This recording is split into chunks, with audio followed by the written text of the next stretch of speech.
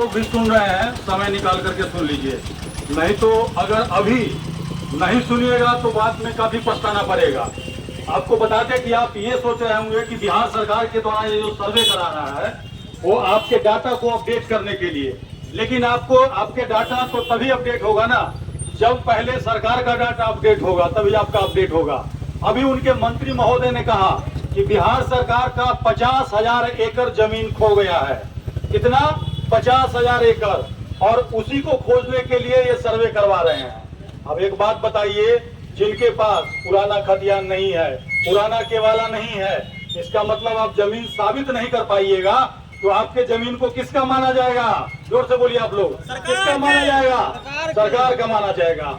अब आप अपना कागज मांगने के लिए सरकार के पास दौड़ भाग कर रहे हैं, लेकिन आपको कागज नहीं मिल रहा है। अब कागज नहीं मिलेगा और सर्वे होगा तो आप अपना जमीन साबित नहीं कर पाइएगा। तो इसीलिए आप लोगों को जागरूक करने के लिए एक प्रोटेस्ट है और सरकार से मांग है। सबसे पहला जो हमारा मांग है कि अपना सरकार रिकॉर्ड दुरुस्त करे। हम इसलिए कह रहे हैं कि सरकार का रिकॉर्ड खराब है क्योंकि पिछला 2 बार सर्वे हुआ है सरकार के हिसाब से, एक आजादी से पहले हुआ है और एक 1960 के बाद हुआ है। तो आपको बता दें कि सरकार ने खुद ही आरटीआई के जवाब में कहा कि दूसरा जो रिविजनल सर्वे हुआ है 1960 में, उसके मान्यता से संबंधित कोई गजट नोटिफिकेशन प्रकाशित नहीं किया गया। कहने का मतलब उसका कोई वैल्यू नहीं है। अब ये देखिए, उसका कोई वैल्यू नहीं है तो उसके आधार पे दाखिल खारिज कैसे हुआ? बहुत सारे जगह पे जमीन बिक्री हुआ है, खरीद हुआ है। तो जब तक उसको रद्द नहीं किया जाएगा और उसके बाद अगर गलत डाटा पे आपका सर्वे कर दिया जाएगा तो हो सकता है एक सर्वे के आधार पे आप खड़ा हो जाइएगा और दूसरे सर्वे के आधार पे आप ही के जमीन पे ये खड़ा हो जाएंगे और इससे आपका आपसी विवाद बढ़ेगा। तो हमारा सरकार से पहला जो मांग है, सरकार अपने रिकॉर्ड को दुरुस्त करे। कहने का मतलब सही करे। अब आपके पास मान लिया आधार कार्ड है और आपका आधार कार्ड लेकर के हम अपना फोटो लगा देंगे और सरकार को कहेंगे जी मेरा आधार कार्ड है, तो सरकार क्या करेगी? अपना रिकॉर्ड चेक करेगी। रिकॉर्ड चेक करके बता देगी नहीं नहीं नहीं नहीं, तुम्हारा फर्जी है और इनका ओरिजिनल है। कहने का मतलब सरकार के पास रिकॉर्ड होगा तभी तो पता चल पाएगा कि जमीन किसका है और तभी तो आपके साथ न्याय हो पाएगा।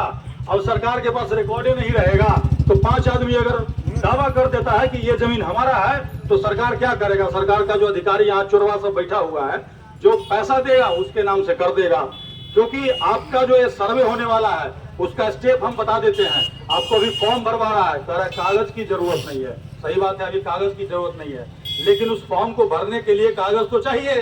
कागज होगा तभी तो डिटेल डालिएगा। तो कागज तो चाहिए आपको हर हाल में, और कागज आपको कब खोजेगा? जब फॉर्म भर के दे दीजिएगा। उसके बाद क्या होगा? दूसरा फेज शुरू होगा।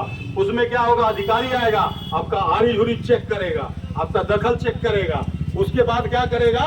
वो जो भी आप दीजिएगा, अगर एक आदमी का नाम से जमीन है, अब मान लीजिए एक ही दावा करता है तब तो हो सकता है कोई दिक्कत नहीं है, लेकिन एक जमीन का एक से ज्यादा दावा करता हो जाएगा, आसपास में पूछेगा, पूछताछ करना है उसको और उसके आधार पे अपडेट करना है। जबकि होना क्या चाहिए था? रिकॉर्ड से मिला करके चेक करता है कि नहीं। पूछताछ में तो क्या करेगा? 4 गो पैसा कोई दे देगा ना तो 4 गो गवाह भी दे देगा, उसको दे देगा कि नहीं दे देगा। उसके बाद क्या होगा? ड्राफ्ट जारी होगा, और ड्राफ्ट जारी होगा तो उस पे आपको कहा जाएगा कि आप आपत्ति जैसे दे सकते हैं और सुझाव दे सकते हैं उस पर। कहने का मतलब अगर आपके यहाँ जमीन है आपके नाम से नहीं हुआ तो वहाँ पे आप कंप्लेन कर सकते हैं। आपको कंप्लेन करना नहीं आएगा तो आप या तो दलाल के चंगुल में फंस जाइएगा और नहीं तो किसी वकील को पकड़िएगा, आपसे पैसा लेगा, 2-4 गो डेट चलेगा। डेट चलने के बाद जो भी साबित करेगा, चाहे अच्छे तरीके से साबित करे या फिर पैसा लेके साबित कर दे, उसके बाद फाइनल पब्लिकेशन कर देगा कि भाई इनका जमीन है। अब एक बार अगर वो इनका जमीन फाइनल पब्लिकेशन में कर दिया तो कहने का मतलब उसके बाद अगर आपको आपत्ति और आपको लगता है कि नहीं जमीन तो मेरा है और इनके नाम से हो गया, तो ऐसी स्थिति में आपको कोर्ट जाना पड़ेगा। अब एक बात बताइए, गरीब आदमी कोर्ट दौड़ेगा कि अपना बाल बच्चा के पेट पालने के लिए मजदूरी करेगा? सही बात है गलती बात है? जोर से बोलिए, सही बात है गलती बात है? तो दोस्तों, इस तरह से सरकार का जो तैयारी है, कोई तैयारी नहीं है। सरकार तैयारी नहीं किया और आपको सर्वे में झोंक दिया। अभी देखिए हमारे मोहद्दीनगर में, मोहनपुर में, दमोह में बाढ़ आ गया है। जो गंगा के किनारे लोग बस रहे हैं, अपना जान बचा करके भाग रहे हैं। ऐसी स्थिति में सर्वे कराया जाना सही है? नीतीश सरकार के जो मंत्री है वो कहते हैं कि जो सर्वे का विरोध कौन कर रहा है? भूमि माफिया, मतलब कि जमीन जिसने इलीगल तरीके से पकड़ रखा है कि अपना जमीन पे लोग रह रहा है। अपना जमीन पे जब रह रहा है, अब सरकार कागज नहीं दे रहा है। आधार कार्ड आपको कौन देता है? आधार कार्ड सरकार देता है कि नहीं देता है? आपका खो गया तो कहाँ से लेते हैं? सरकार से लेते हैं। अगर आपका जमीन का कागज खो गया तो कहाँ से लीजिएगा? जोर से बोलिए, किससे लीजिएगा? सरकार से। तो हमारा वही सरकार से मांग है। दूसरा जो मांग है सरकार से वही है कि सरकार हमको कागज उपलब्ध कराए। कैसे? नेट पे वो डाल देंगे, हम किसी भी कैफे में जाएंगे, 5-10 रुपया दे करके डाउनलोड कर लेंगे। मान लीजिए कि हमारा पटीदार नहीं दे रहा है, पटीदार जो भाई है नहीं दे रहा है, तो हम क्या करेंगे, सब आदमी वहां से डाउनलोड कर लेंगे और डाउनलोड करके और हमको जो सर्वे में भाग लेना लेंगे। लेकिन ये जो पेपर आपको मिलेगा वो अलग अलग भाषाओं में है, कैथी में है, उर्दू में है, फारसी में है, और यहाँ पे किसी को पढ़ने नहीं आता है। अगर किसी के यहाँ जाइएगा तो आपको 700, 5000, 2000 रुपया मांगेगा, और उतना देने के बाद भी अगर वो सही किया कि गलत किया आपको पता नहीं चलेगा। और उसी के लिए सरकार से हम ये भी मांग किया है कि हमको कागज ठीक करने के लिए कम से कम 2 साल का समय देना चाहिए, क्योंकि भैया हमको जिस दिन फुर्सत होगा उसी दिन तो हम कागज ठीक करेंगे।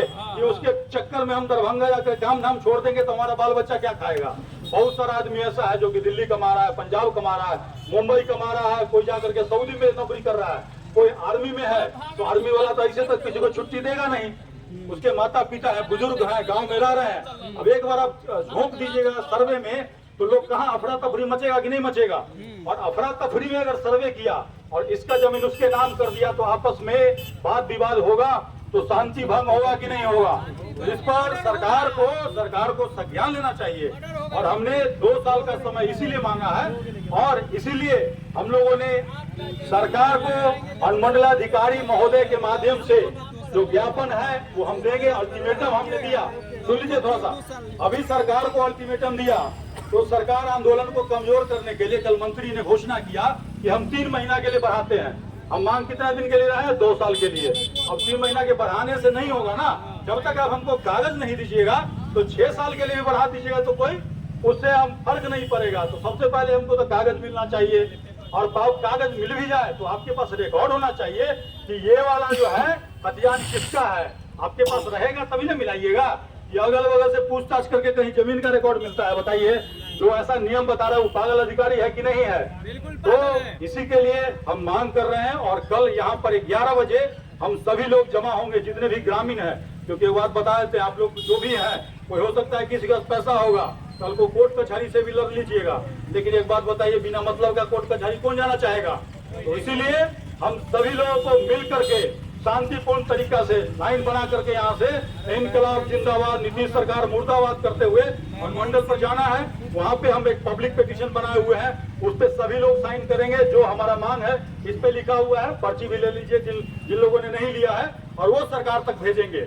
सरकार की कुर्सी हिला देंगे, इसीलिए हिला देंगे कि अभी इलेक्शन आने वाला है, इलेक्शन आने वाला है। और अगर नीतीश कुमार ने ये हमारा मांग नहीं पूरा किया तो हम उसका जितना नेता आएगा गांव गांव से उसको खदेड़ना शुरू करेंगे, और गांव से खदेड़ना शुरू या वोट का चोट देंगे। सही बोल रहे हैं, गलती बोल रहा है?